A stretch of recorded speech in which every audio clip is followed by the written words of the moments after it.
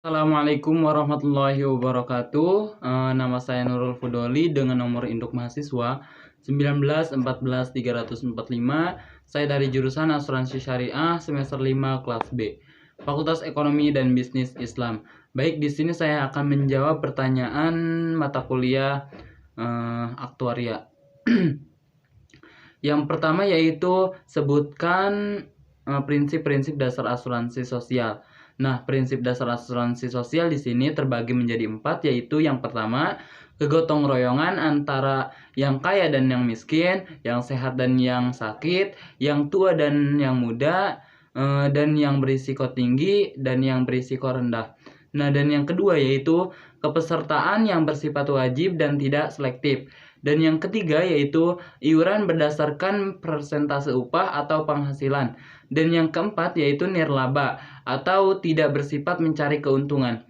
Dan soal yang kedua yaitu jelaskan mengenai asuransi sosial yang ada di Indonesia. Jenis asuransi sosial yang ada di Indonesia ini terbagi menjadi 5, yaitu yang pertama PT Askes Persero, PT Jamsostek Persero, PT Jasara Harja Persero, PT Taspen Persero, dan PT Asabri Persero. Nah, pada perkembangannya PT Askes dan PT Jamsostek dilebur menjadi Badan Penyelenggara Jaminan Sosial atau yang disingkat dengan BPJS. Nah, sebagai hasilnya terdapat 5 jenis asuransi yang diberikan oleh perusahaan BUMN sebagai penyedia layanannya. Nah, BPJS Kesehatan pada mulanya dikenal dengan nama Askes atau Asuransi Kesehatan Pegawai Negeri. Nah, sedangkan BPJS Ketenagakerjaan tidak jauh berbeda dengan BPJS Kesehatan.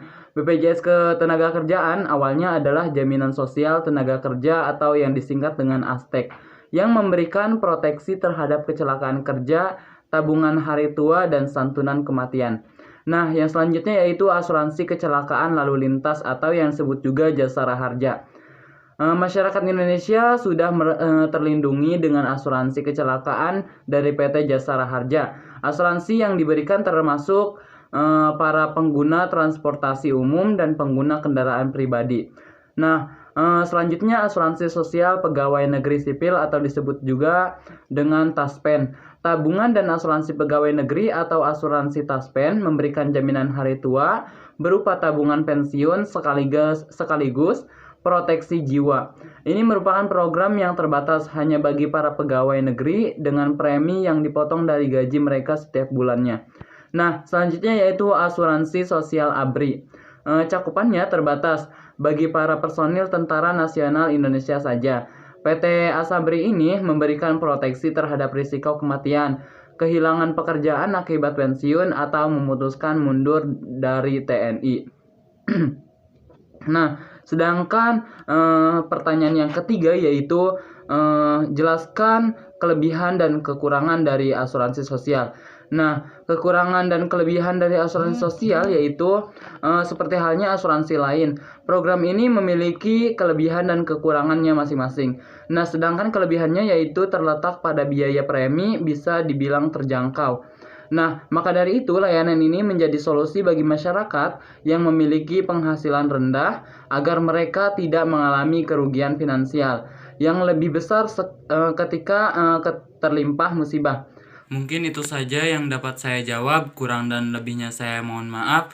Wallahu muwaffiq ila aqwamit thoriq. Wassalamualaikum warahmatullahi wabarakatuh.